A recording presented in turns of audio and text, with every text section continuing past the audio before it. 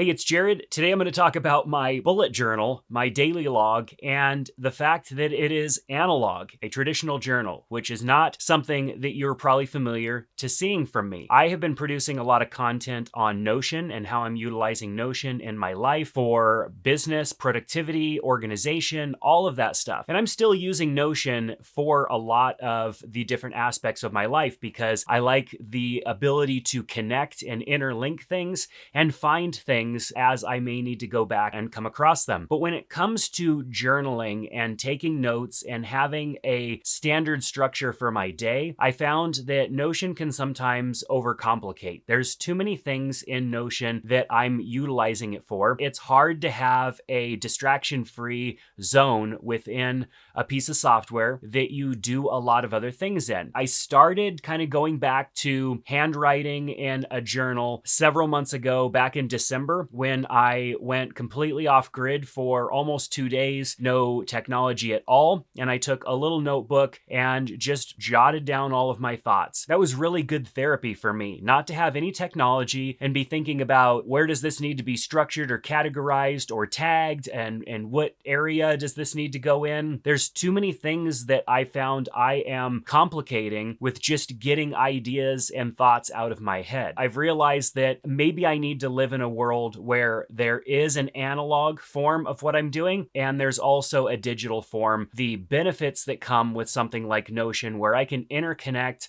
a lot of different data and have quick access to it, which is one of the reasons that I absolutely love using Notion, but I can also go back and just jot down notes and not feel like I have to interconnect them or associate them with anything. That has been really rewarding to me, and it's resulted in me actually desiring to write things down. When I would go into Notion to journal something out on my phone, I didn't want to do it. It wasn't enjoyable, and I couldn't get myself in the habit of doing that. So back with a paper journal, which I've struggled with for a long time because there is no searchability in a paper journal. I can't look at a wall of past journals and say, show me this topic, and have all the journals pop out and open up to a specific topic. That's just not going to happen. So what I'm going to use these journals for is structuring my day and utilizing this as the tool that I go to throughout my day, and then write down the different things that are happening, the thoughts that I'm having, the ideas, and all of that stuff in this journal. And then the things that stick out to me, I will go and put in Notion. That means that the Notion process is just an archival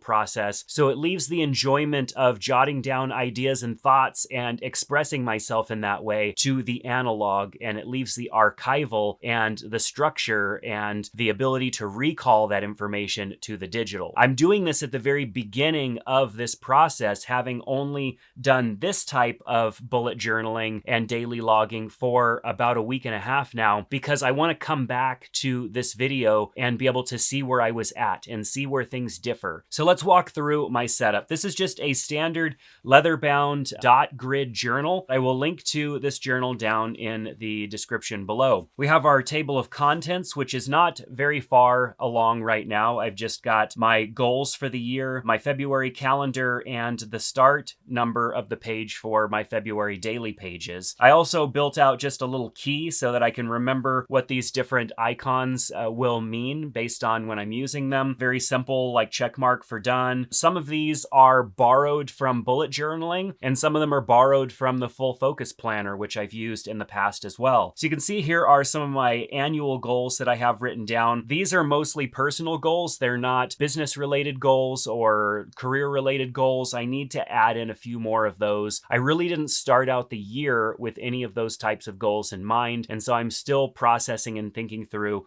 what some of those look like. I then left a blank section here because I didn't know how long I wanted my goals to go. Next, I went with a traditional calendar view, which I don't think I'm going to do in the future. I don't want to spend all day drawing out lines and numbering things. I like the simplicity that the bullet journal has, and then you just write out the things on that number for the date of the month. And I think that's how I'm going to do it because I want to keep it simple, even though I like having the calendar view because it helps me visualize where those things are. If I'm going to build out a daily page, I can come back here and look in the calendar log and say, oh yeah, there's that thing coming up, or there's so-and-so's birthday or something like that. So let's look at what the daily pages look like. Here's a section of 2 days that are pretty well filled out. This is a lot of writing. I've done more writing in the last several months with my little journal that I started out as like a little field notes book. And this particular journal here, I've written more in the last several months than I've probably written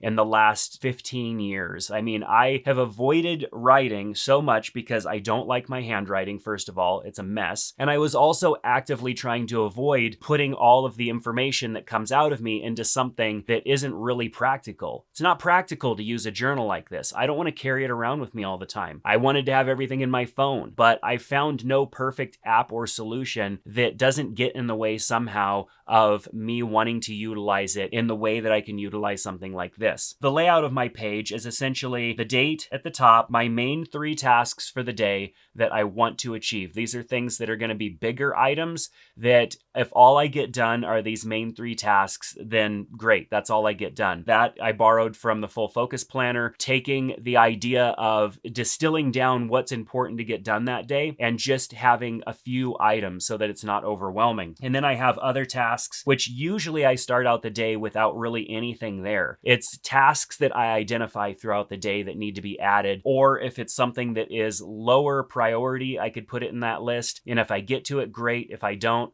then I can defer it to the next day. So I also do my daily schedule over here on this side, and I just go from when I wake up in the morning essentially to around the time that I go to bed, and I use military time just to make it easy for numbering. So 4, 6, 8, 10, all the way down to 22. And I wake up generally around 4:30 in the morning and try to work out a little bit. Some days I sleep in if I didn't get a good night's sleep or if the day before was a much longer day. But most of the time I'm getting up around 4:30 in the morning to get a workout in. And so I also log a little bit about that workout, have that information here as well. And then the notes down at the bottom section are notes throughout my day. And I refer back to my key because my key allows me to identify each of those notes with some form of an indicator. Whether it is a note, I just do a little dash. If it's something that's important, I will do an asterisk. If it's a question that I have, I'll use a question mark, and then I'll use an exclamation point for an idea. And so on this particular day, I had a question mark, and that question was, what should I be focusing on that has a scalable future? And so that was a question that I was kind of asking myself, because on that particular day, I felt like I was spreading myself a little too thin. I was focusing maybe on things that were not scalable into the future. And so it's a question that I had for myself. In the notes section, I fill that section out, and I was afraid that that section was going to be too small because in my little field notes book, I was writing several pages. On an evening, I do a little bit of reading, like I get into a Kindle book or something like that. I tend to have a lot of notes. And so I was afraid that this section was not going to be big enough for notes. And perhaps it won't be. I haven't been doing a lot of reading the last couple of days, so I might not have an opportunity there to really leave a lot of notes. That's part of the process of utilizing a book like this. All of these pages are completely empty with dots, and nothing says that one page has to be for one single day. I could use a page and a half. I can have my notes go on to the next page if I wanted to. Of course, if the page is already filled out, that's a little tricky.